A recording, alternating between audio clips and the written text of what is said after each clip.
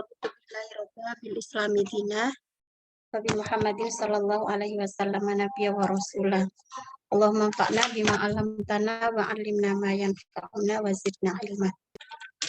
Oke, mari kita lanjutkan pembahasan dari buku Al-Wujuh wan Nadhair. Setelah sekian lama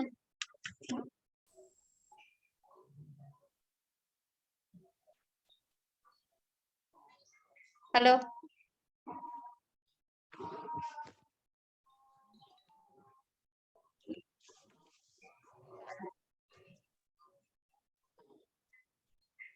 Halo, cek. Mbak Novi minta tolong bersuara, Mbak, atau Bu Husnul? Ya, teacher. Suara saya kedengeran nggak, teacher? Oke, Mbak. Cuman bentar. Kalau gitu saya besarkan dikit ininya mungkin. Soalnya tadi sempat nggak bisa ini.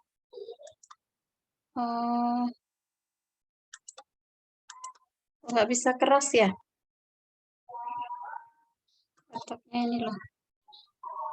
Sudah keras kok suaranya, Ustazah. Suaranya udah kedengeran kok, teacher. Oh, ya udah. Saya nggak dengar suara dari sana, nggak apa-apa. Teacher, dengar suara saya nggak? Ya dengar, tapi lirih banget, Mbak. Ini mau aku besarkan ininya kok nggak bisa ya. Apanya ini loh. Speakernya ini terlalu kecil. Oke.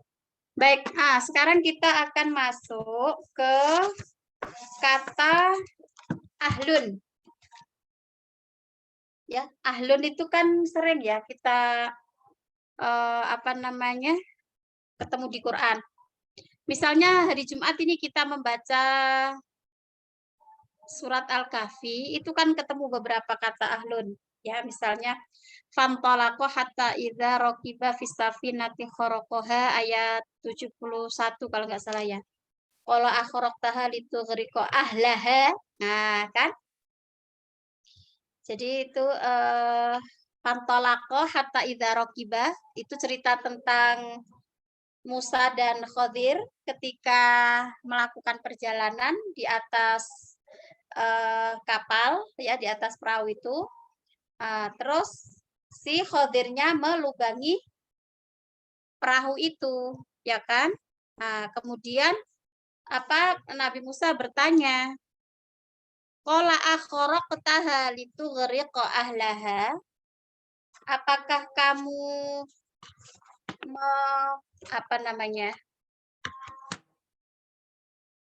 apakah kamu melubangi itu untuk menenggelamkan ahlunnya. Nah, berarti ahlun di situ apa artinya? Gitu ya. Terus kemudian misalnya ada contohnya itu afa amina ahlul qura. Nah, berarti ahlun, atau masih di contoh yang sama, maksudnya di surat yang sama. Di ayat berikutnya itu kan setelah fantolaqo hatta idza raqiba fis safinati kharaqaha qala akhraqtaha litughriqa ahlaha. Setelah itu nanti ada lagi fantolaqo hatta idza ataya ahla qaryatin istat'ama ahlaha. Ya kan? Nah, jadi ada ahlun. Nah, apakah itu artinya sama semua ahlun di situ? Ya kan? Nah, di sini kita akan membahas. Jadi ahlun itu punya berapa arti? Nah, kalau di kitab ini disebutkan ahlun itu punya 8 wajah. Maknanya adalah ada 8 arti. Oke, nah yang pertama itu ahlun berarti sakinil qura.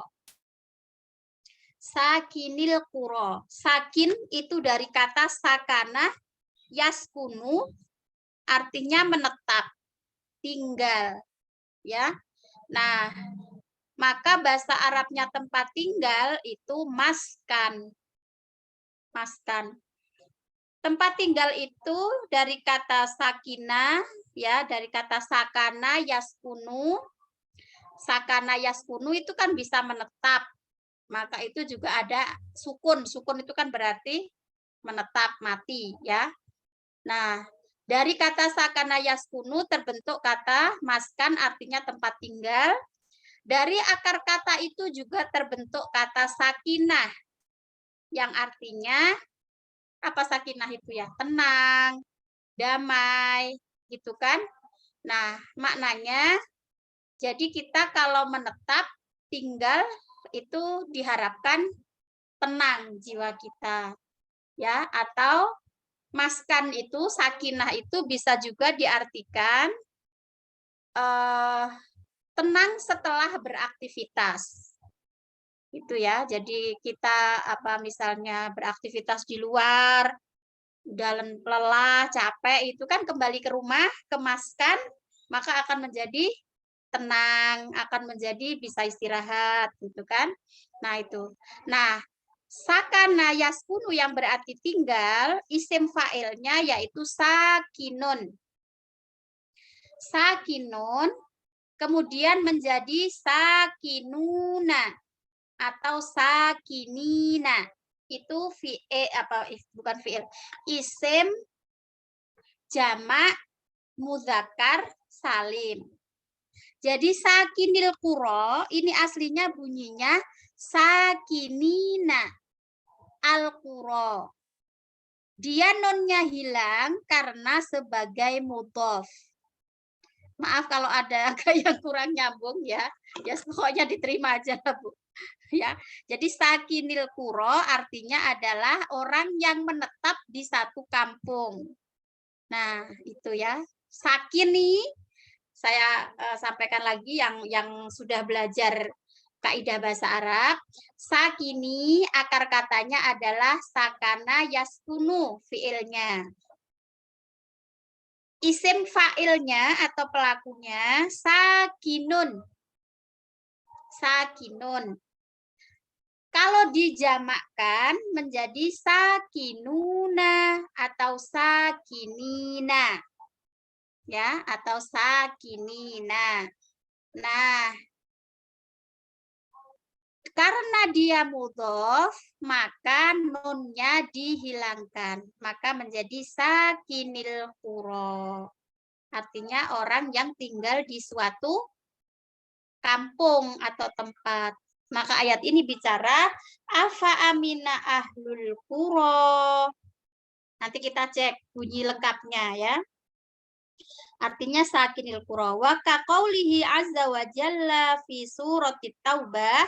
Di surat at-taubah itu juga ada kata ahlun. Ya, wa min ahlil madinati maradu. Nah, disinilah kata ahlun itu diartikan penduduk atau orang yang tinggal di suatu kampung, di suatu kota. Nah, sekarang mari kita cek lengkap bunyi ayatnya supaya kita sekalian familiar, oke? Silakan dibuka surat Al-A'raf 97 ya. Al-A'raf 97.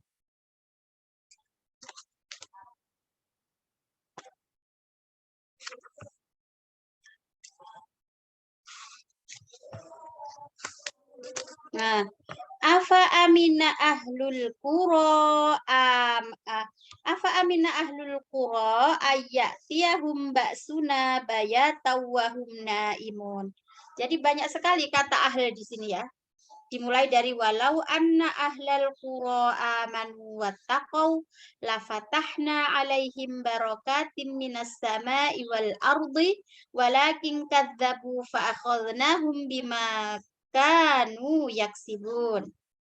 Afa amina ahlul qura ayyatiyahum ba'suna bayataw wa hum naimun.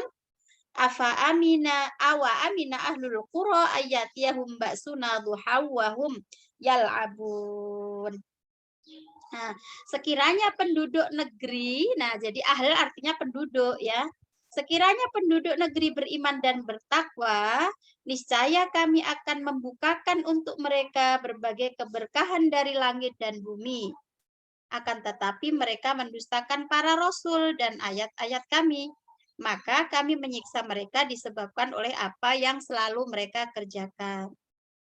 Apakah penduduk negeri-negeri itu merasa aman dari siksa kami yang datang pada malam hari ketika mereka sedang tidur? Atau apakah penduduk negeri itu merasa aman dari siksa kami yang datang pada waktu duha, waktu menjelang tengah hari ketika mereka sedang bermain? Nah, jadi penegasannya pada kata ahlun di sini. Ahlun di sini berarti artinya penduduk suatu kampung. Jadi tadi andaikan atau sekiranya penduduk negeri itu beriman dan bertakwa, saya akan dibukakan berbagai keberkahan dari langit dan bumi. Oke, itu makna yang pertama. Ya, makna pertama dari kata ahlun berarti sakinil qura. Ya, sakin itu orang yang menetap, ya maknanya penduduk. Qura kampung. Ya, kampung ini tidak harus dimaknai kampung-kampung membedakan dengan kota gitu ya. Tapi pokoknya suatu kota atau kampung. Oke, sekarang yang kedua. Wajah yang kedua, al-ahlu itu bisa berarti qurra'ut Taurati wal Injil. Jadi, kata ahlun dalam Quran itu selain berarti penduduk, bisa juga berarti pembaca Taurat dan Injil. Kan sering di Quran itu ya ahlal kitabi kan sering disebutkan. Nah itu kan bukan penduduk kitab kan nggak nyambung kan. Kalau ya ahlal kitabi diartikan wahai penduduk kitab maksudnya apa?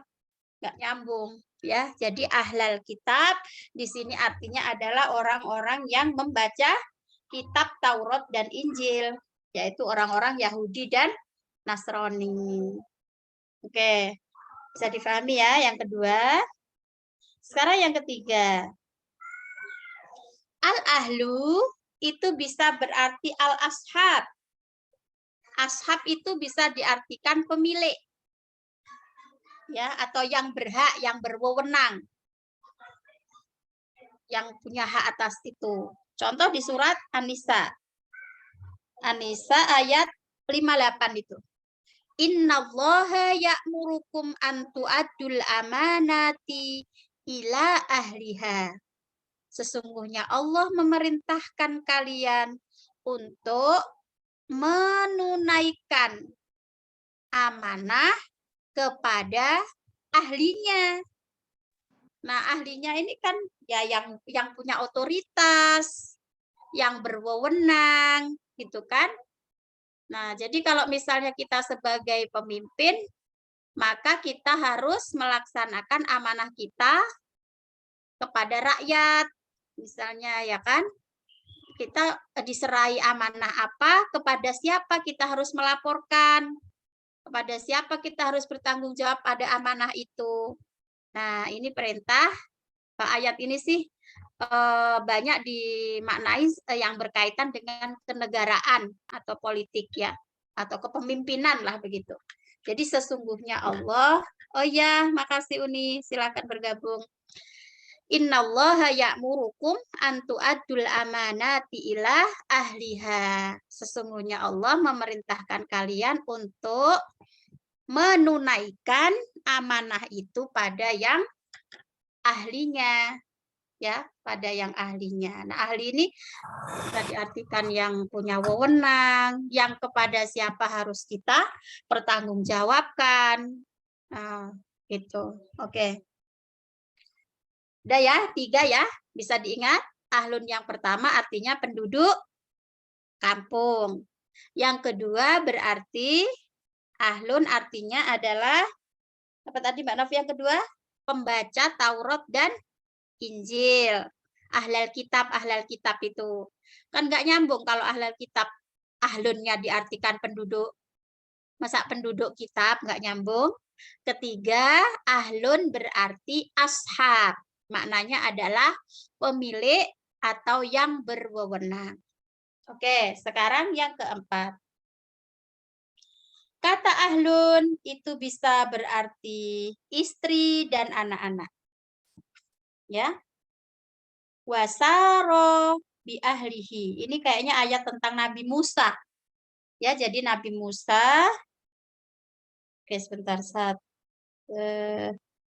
ya kan ayat 29 surat apa itu?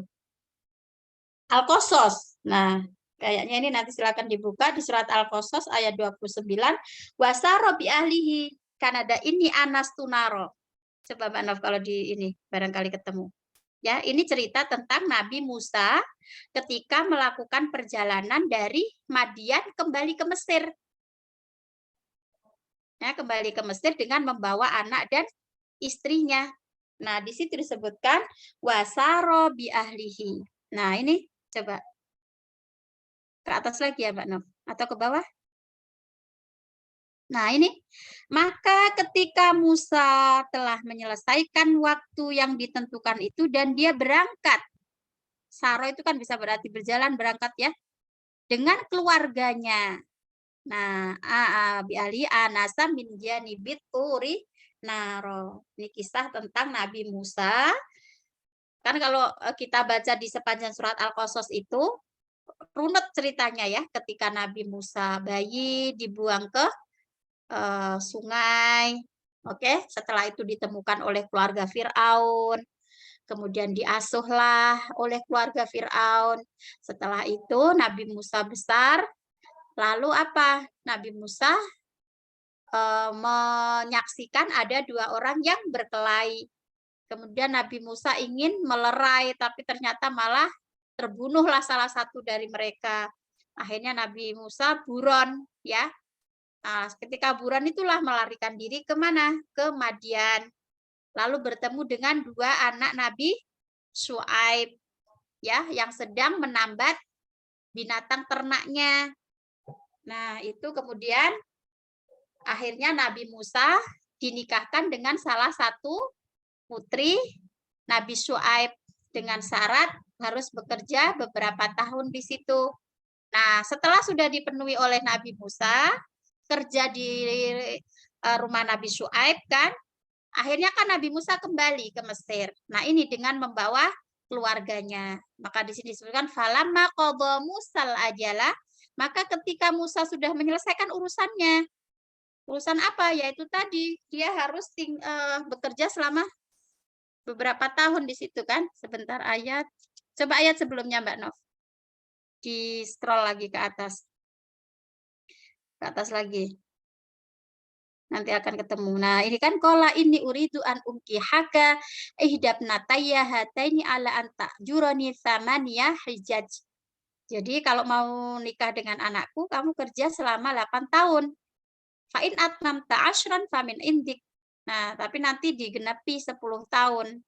Kalau kamu mau, wa ma uridu an asyqa alaik. Nah, setelah sudah dipenuhi bekerja ya selama 8 tahun atau 10 tahun di rumah Nabi Syuaib itulah kemudian Nabi Musa itu tadi falamma qadha Musal ajala wasara bi ahlihi itu tadi. Kemudian balik ke Mesir. Nah, ahlun di sini tidak diartikan penduduk kampung, tidak diartikan pembaca Taurat dan Injil, tidak diartikan apa tadi ahlinya atau orang yang berwenang tadi, tetapi diartikan dengan keluarga, ya. Maknanya adalah anak dan istri. Oke, sekarang kelima. Wajah kelima, kata ahlun itu bisa berarti kaum dan juga keluarga besar. Ya, asyirah. Nah, qalu azza wa jalla fi suratin nisa fab'athu hakaman min ahlihi wa hakaman min ahliha, yakni hakaman min qaumiha wa ashiratiha, kerabat gitu. Mari kita buka surat An-Nisa ayatnya 35 ya. Bagaimana bunyi lengkapnya? An-Nisa 35, Mbak.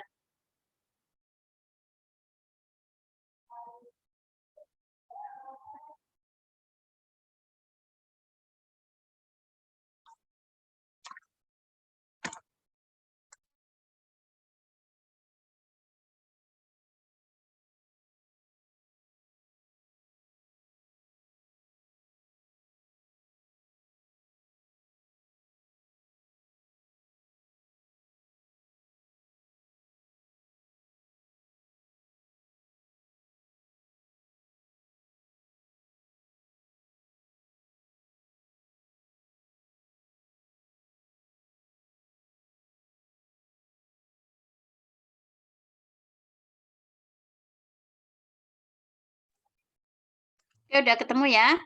Wa in khiftum shiqaqa bainihima fab'atsu hakaman min ahlihi wa hakaman min ahliha. Nah, ini ada keterkaitan juga dengan apa namanya ayat-ayat sebelumnya yang bicara tentang keluarga, ya. Misalnya penanggung jawab keluarga itu ar-rijalu qawwamun 'alan nisa'i bima faddalallahu ba'dhum 'ala ba'dhi wa bima anfaqu min amwalihim fas-sholihatu qanitatun dan seterusnya itu. Nah, jika kamu para wali khawatir terjadi persengketaan di antara keduanya, di antara suami istri ya. Nah, utuslah seorang juru damai dari keluarga laki-laki dan seorang juru damai dari kerabat atau keluarga perempuan. Nah, makanya di situ menggunakan kata ahlun, fab'atsu hakaman min ahlihi wa hakaman min ahliha, ya. Utuslah seorang hakam. Hakam itu artinya adalah orang yang ya juru damai tadi, min ahlihi, dari keluarganya. Nah, ini kan tapi keluarganya berbeda dengan yang Musa tadi ya. Nah, kalau ini asyirah itu lebih luas ya, lebih ke keluarga besar. Kalau itu tadi kan anak istri gitu yang Musa tadi.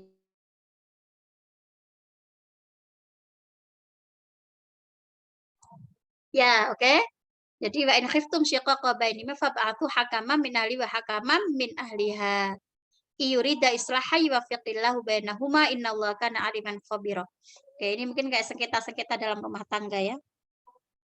Oke, terus berikutnya sekarang yang ke-6. Apa namanya? Wajah ke-6, kata ahlun itu bisa diartikan al-mukhtaru lahu, orang yang terpilih. Ya. Misalnya wa kanu ahaqqa biha wa ahlaha. Nah, jadi orang yang terpilih itu misalnya ya misalnya seleksi apa begitu ya. Nah, itu kan ada orang yang dia terpilih dalam seleksi itu. Nah, maka dia berhak mendapatkan fasilitas atau apa dari seleksi tersebut. Ya, karena dia berarti kan orang yang terpilih dalam seleksi itu. Nah, itu bisa dinamakan juga ahlun, ya. Jadi orang yang terpilih itu. Kemudian yang berikutnya wajah ke-7. Wajah yang ke-7, ahlun itu bisa berarti kaum. Ya. Humul qaumul ladzina bu'itsa fihim nabiyyun. Qauluhu ta'ala fi surati Maryam wa kana ya'muru ahlahu bis sholati waz zakah. Ini cerita tentang Nabi Isa ketika diangkat menjadi utusan Allah. Ya, nah dia memerintahkan bukan hanya keluarganya, tapi kaumnya untuk melakukan sholat dan zakat. Nah, karena itu konteksnya berbeda kata ahlun di ayat ini, ya. Jadi ada ahlun itu bisa berarti keluarga, tapi keluarga kecil, misalnya Musa tadi kan anak dan istri gitu aja.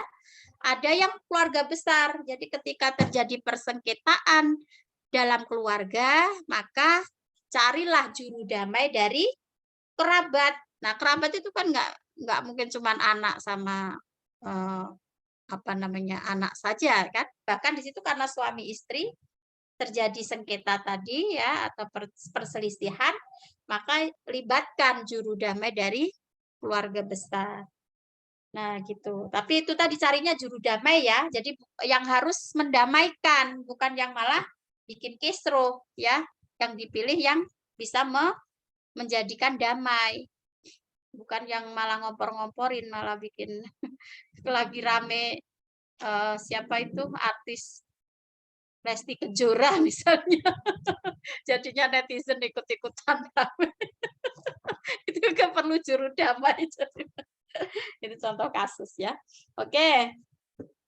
Nah, kemudian sekarang wajah ke-8. Al-ahlu itu berarti al-mustahiq. Orang yang berhak. Ya, qauluhu azza wa jalla huwa ahlut taqwa Maknanya adalah astahiqu ayyuttaqa minni wa ahlul maghfirah wa ahlun antus ala minni al maghfirah. Ya mustahik itu kan yang berhak ya. Kan biasanya kalau udah bicara soal zakat itu ada istilah muzaki dan mustahik.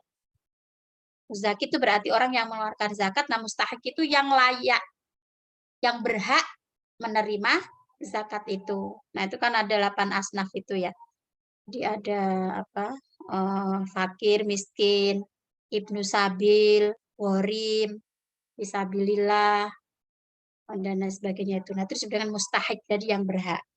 Oke, sekarang supaya gantian ya, barangkali ada yang mau coba meresum.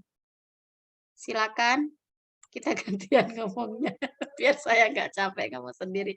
Siapa aja boleh, Bu Istiana biasanya rajin nulis ya catatannya, biar nggak lupa Bu. Ya, jadi ada 8 tadi Ahlun. Kita ulangi lagi ya. Sebelum ibu-ibu yang di sini mau mengulas atau maksudnya sekedar mengingat lagi apa yang tadi kita dengar bersama ya. Jadi Ahlun itu punya 8 arti. Oke. Yang pertama bisa berarti penduduk kampung. Oke. Contohnya itu tadi afa amina ahlul qura tadi. Kemudian yang kedua berarti pembaca Taurat dan Injil. Itu pada kata sering ya ahlal kitab, ya ahlal kitab. Itu kan. Ya.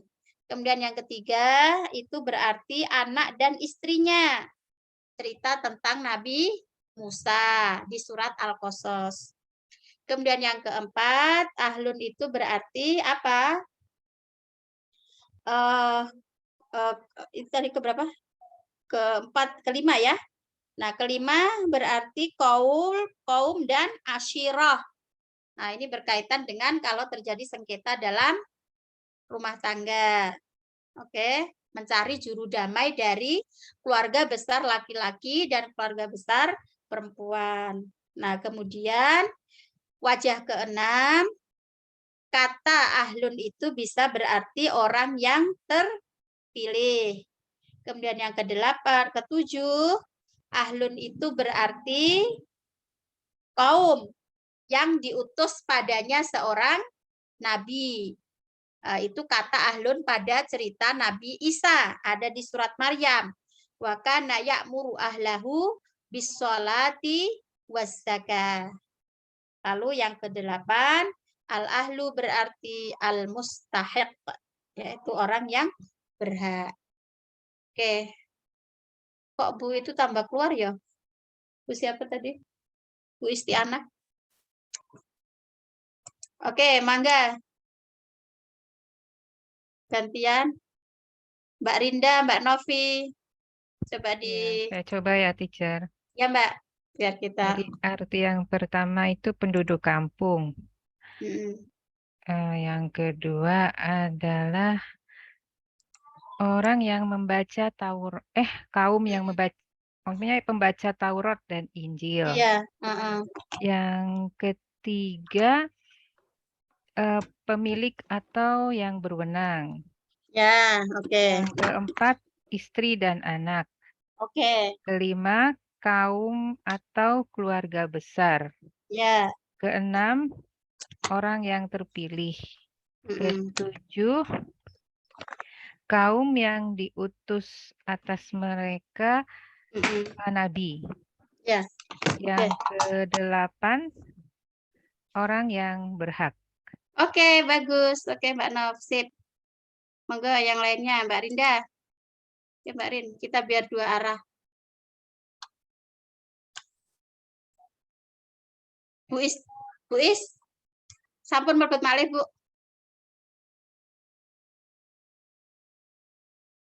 Lagi di jalan sudah ada sinyal. Nggih, Bu. Enggak apa-apa kalau itu. Nggih, Bu. Mbak Rinda, coba Mbak Rin. Nanti kalau itu kita lanjutkan. Izinnya Mak Teacher nggak bisa speakernya. Oh alah. Oke. Ini tadi Bu Loli kayaknya lambat tadi. Oh, Bu Husnul. Biar nggak lupa Bu Husnul. Ahlun itu apa saja artinya di Quran, Bu? Yang pertama yaitu ahlun berarti penduduk kampung. Oke. Yang kedua berarti pembaca Taurat dan Injil atau Injil. Oke. Yang ketiga pemilik atau yang berwenang. Oke. Yang keempat istri dan anak-anak. Yang kelima kaum dan keluarga besar. Oke. Yang keenam orang yang terpilih. Yang ketujuh kaum yang diutus atas mereka yaitu nabi ya. Nabi. Yang kedelapan orang yang berhak mustahil. Oke, baik. Sekarang saya membaca ayat ini. Kata ahlun di situ artinya apa? Ya. Oke. Misalnya saya membaca wa kana ya'muru, ditutupkan sama Novi ini nggak kelihatan ya. Oke. Wa kana ya'muru ahlahu bis sholati waz zakah. Di situ kan ada kata ahlahu kan? Wa kana ya'muru ahlahu bis sholati waz zakah. Nah, kata ahlun di sini apa artinya? Orang yang berhak, yang menunaikan sholat itu maksudnya. Ayo. Kaum yang diutus. Kaum yang diutus padanya Nabi. Ya. Nah, ini cerita tentang siapa? Wa kana ya'muru ahlahu. Nabi Isa, ya, terdapat di surat Maryam. Wa kana ayatnya berapa ya Mbak Nov? Ayatnya 55. Nah, jadi surat Maryam ayat 55 ada kata yang berbunyi kalimat wa kana ya'muru ahlahu bis-sholati waz-zakah. Dan dia memerintahkan. Nah, ahlun ini apa artinya di sini? Apakah cuman keluarga, cuman anak istri? Apakah penduduk kampung? Apakah orang yang berhak? Kan tidak. Tetapi kaumnya yang diutus padanya nabi tersebut. Ya, misalnya Nabi Isa, ya kaumnya yang ada di situ ya, bisa Bani Israel atau apa maknanya ya. Jadi kaum yang diutus padanya seorang nabi atau rasul. Nah, di sini konteksnya adalah Nabi Isa memerintahkan kepada kaumnya untuk melaksanakan sholat dan zakat. Oke, nah sekarang Innallaha ya'murukum an tu'addul amanati ila ahliha. Itu ada di surat An-Nisa ayat 58. Kalau tadi Al-Kahfi 55, sekarang An-Nisa 58. Nah, di situ apa dari kata ahliha di situ? Keluarganya? Yang berwenang ya, teacher. Bukan? Yang berwenang. Jadi sesungguhnya pemimpin. Ya, memang itu ayat terkait. Ya, itu ayat terkait dengan pemimpin itu. Oh. Ya, maknanya adalah serahkan amanah itu pada ahlinya, pada yang punya otoritas, pada yang punya kompetensi gitu. Itu kan dikaitkan dengan hadis Nabi mengatakan idza wusidal amru ila ghairi ahlihi fantadhiris sa'ah. Ada kan hadis bunyi begitu? Nah, jadi jika suatu urusan itu diserahkan pada yang bukan berwenang, ya kan? Yang tidak punya otoritas, maka tunggu kehancurannya. Nah, ini jadi saling bisa mungkin ayat itu ditafsirkan dengan ini hadis. Jadi sesungguhnya Allah memerintahkan kepada kalian untuk menunaikan amanat itu pada ahlinya, ya, pada yang berwenang. Oke, bagus. Sudah paham berarti ya. Nah, sekarang di surat Al-Qasas tadi ada kata wasaro bi ahlihi. Kata ahlun di situ artinya istri dan anak-anak. Jadi istri dan anak. Nah, ini terkait dengan cerita Nabi Musa. Membawa keluarga. Jadi berjalan dengan membawa keluarganya, anak dan istrinya. Maka itu hal-hal seperti ini sangat diperlukan untuk menafsirkan Quran, ya. Kalau kita tidak pernah belajar kosakata dengan arti yang berbeda seperti ini, maka nanti semua digeneralisir ya. Bahasa Jawanya itu digebiah uyah. Gebiah uyah itu akhirnya semua diartikan begitu, padahal kan ada konteks masing-masing ya. Di situ menggunakan kata ahlun, konteksnya apa? Di situ menggunakan ahlun, konteksnya apa? Itu. Jadi tidak bisa digeneralisir dengan arti yang sama. Nah, ini perlunya kita membaca kitab Wujuhan Nadzair. Oke, sekarang karena masih ada waktu, apa ada lagi yang mau coba meresum lagi? Jadi kalau disampaikan makin ingat ya. Coba Uni Elwis. Mau nanya sebenarnya, teacher. Oke, diringkas dulu ya. Arti ahlun bisa penduduk kampung, ahlul qura tadi ya. Terus bisa sebagai orang yang mempunyai kompetensi tadi atau yang berwenang. Bisa juga sebagai pembaca kitab Taurat atau Injil. Keluarga inti yaitu anak atau istri, anak dan istri, kerabat atau keluarga kaum keluarga kita lebih besar, orang yang terpilih, atau bisa juga kaum yang di situ diutus seorang nabi, dan yang berhak. Ya, yang berhak mustahik tadi. Ya, oke. Teacher tanya yang terpilih itu contohnya di ayat apa ya, teacher? Orang yang terpilih itu al-mukhtar lahu itu wa kanu ahaqqa biha wa ahlaha. Kayaknya ini ayat tentang waris mungkin ya. Coba kita cek. 8 itu Al-Fath.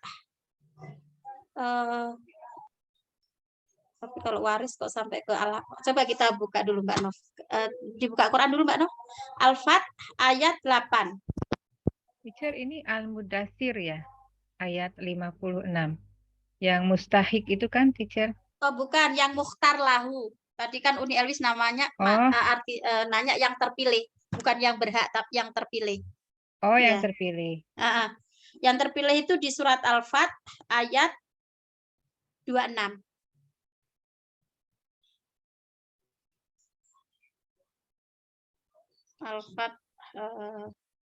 Al-Fath itu setelah Muhammad.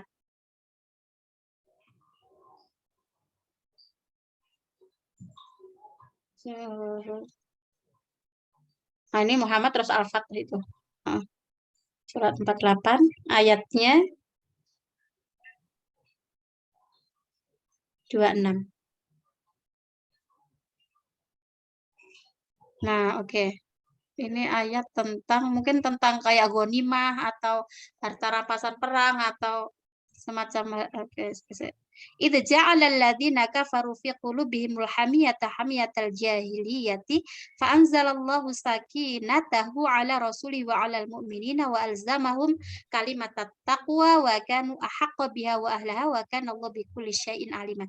Ketika orang-orang yang kafir menanamkan kesombongan dalam hati mereka, yaitu kesombongan jahiliyah, lalu Allah menurunkan ketenangan kepada Rasul-Nya dan kepada orang-orang mukmin. Dan Allah mewajibkan kepada mereka tetap taat menjalankan kalimat takwa, dan mereka lebih berhak dengan itu dan patut memilikinya. Nah, ini jadi yang lebih berhak ini berarti maknanya adalah orang yang terpilih itu tadi. Dan Allah Maha mengetahui segala sesuatu. Kita baca tafsirannya ya. Ayat yang lalu menyatakan bahwa Allah akan menghadap orang kafir dengan siksaan yang pedih. Ayat ini menjelaskan kapan waktunya, yaitu ketika orang yang kafir menanamkan kesombongan dalam hati mereka, yaitu kesombongan jahiliyah, yang ditandai dengan menolak keesaan Allah, tidak percaya kepada diutusnya para nabi, dan perbuatan menghalangi orang beriman mengunjungi Baitullah, maka Allah menurunkan ketenangan. Karena hatinya itu kesombongan jahiliyah dengan keesaan Allah, tidak percaya kepada diutusnya para nabi, dan perbuatan menghalangi orang beriman. Nah, ini maksudnya kembali ke orang beriman mengunjungi Baitullah, maka Allah menurunkan ketenangan, kesabaran, dan ketentraman kepada Rasul-Nya dan kepada orang-orang mukmin sehingga terlaksana perjanjian Hudaybiyah dengan sempurna. Dan Allah mewajibkan kepada mereka.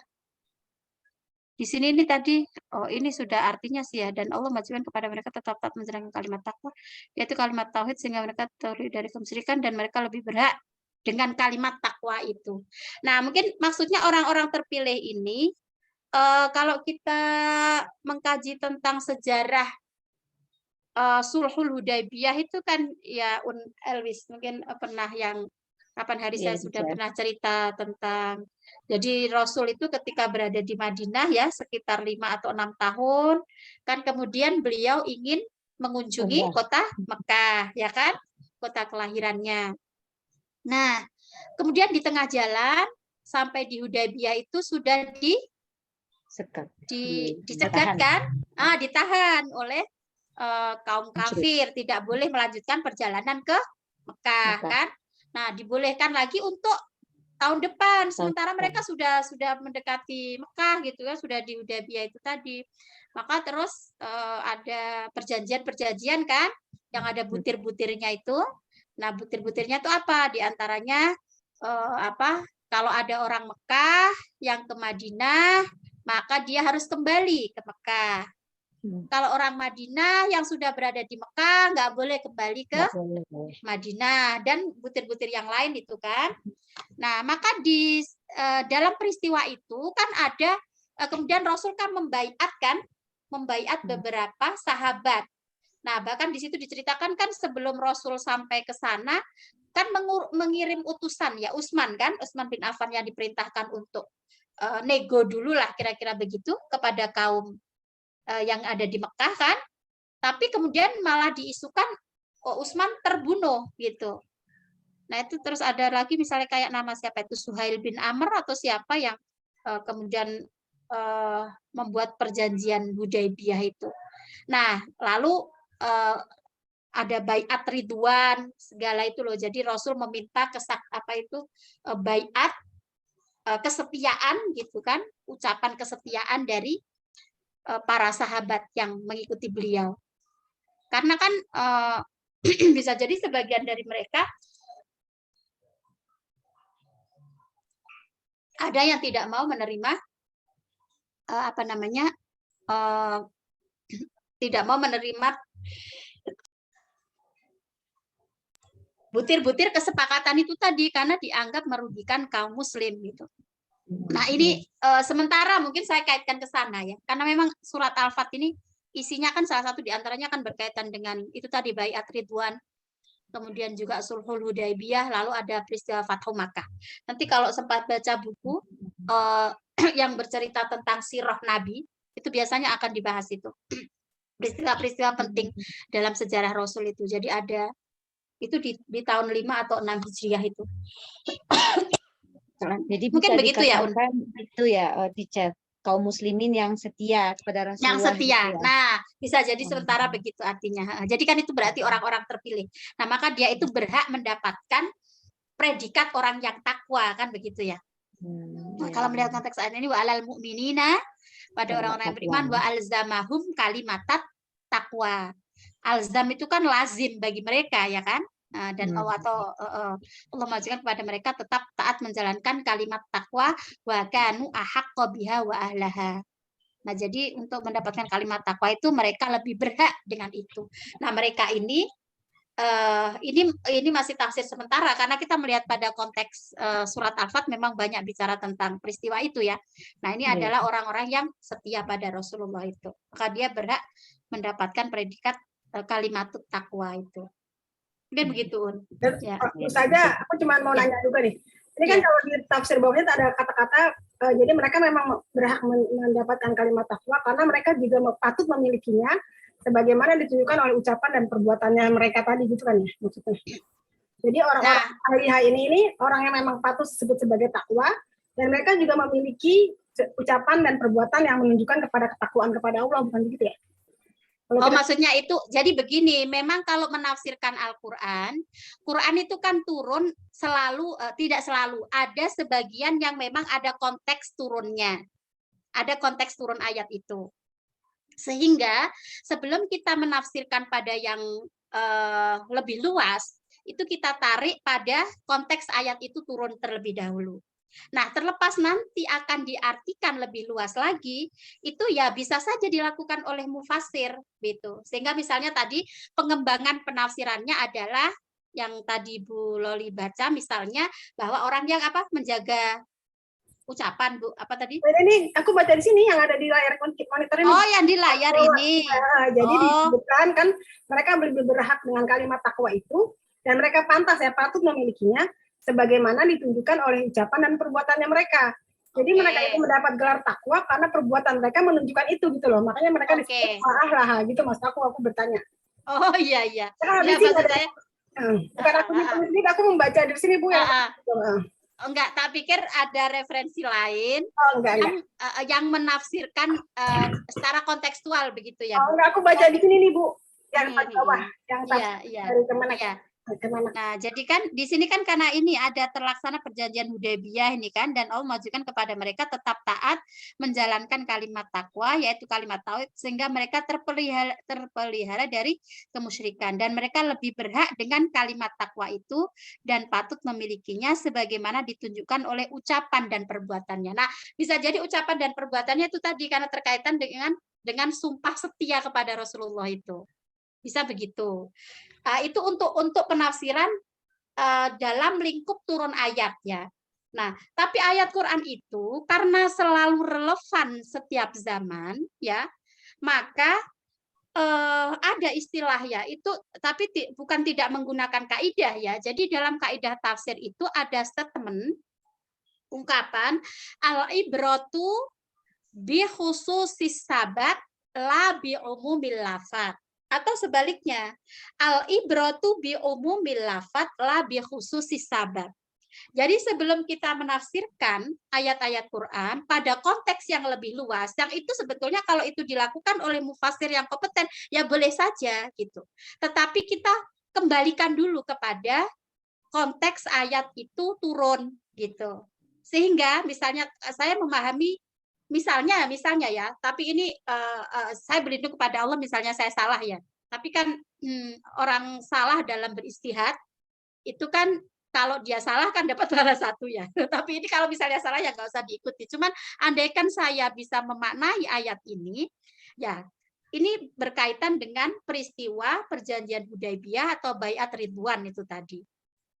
Terlepas kita akan menafsirkan pada hal yang lebih luas, misalnya kita artikan, orang yang berhak mendapatkan predikat kalimat takwa itu adalah orang yang dia menunjukkan antara ucapan dan perbuatannya itu sesuai. Misalnya mau ditarik dalam konteks begitu, ya andaikan kita punya landasan, ya bisa saja gitu. Cuman kan kalau saya yang menafsirkan kan ya nggak bisa diikuti oleh banyak orang gitu kan. Misalnya ini yang bicara Profesor Quraisy Shihab atau misalnya Profesor Hamka menafsirkan seperti itu, kita mau ikuti bisa gitu. Jadi itu tadi ya.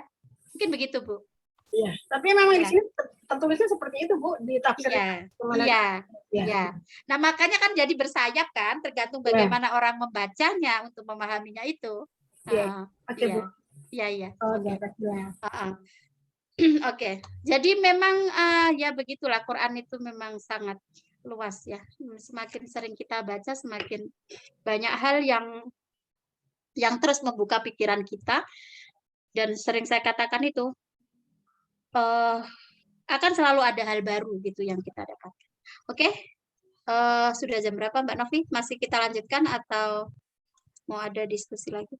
Ini tinggal 9 menit sih. Kalau misalnya kita lanjutkan itu ada berapa wajah dulu? Nah, ini cuma 2 kok, Mbak. Boleh kita lanjutkan, Mbak, sambil menghabiskan waktu. Nah, sekarang kita akan masuk pada kata aula. Ya, setelah kata ahlun, sekarang ada kata aula. Nah, aula ini bisa berarti al-wa'id. Al-wa'id itu apa ya? Ancaman kalau tidak salah artinya ya. Nanti kita lihat. Ahak yang berhak. Fawajun minha aula al-wa'id qalu subhanahu fi surati Muhammad fa'aula lahum. Wa'idun min adzabillah mitluha fi suratil qiyamah aula laka fa'aula thumma aula laka fa'aula. Nah, coba sekarang mari kita baca tafsir, bukan tafsirnya ya, terjemah sakleknya. Kalau aula itu kan asli artinya kan yang lebih utama kan.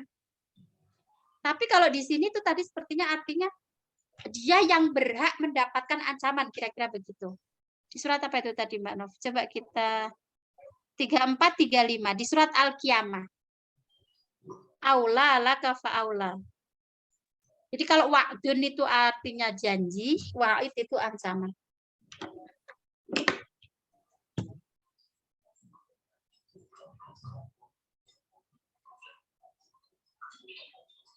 Oke, sambil Mbak Novi cari.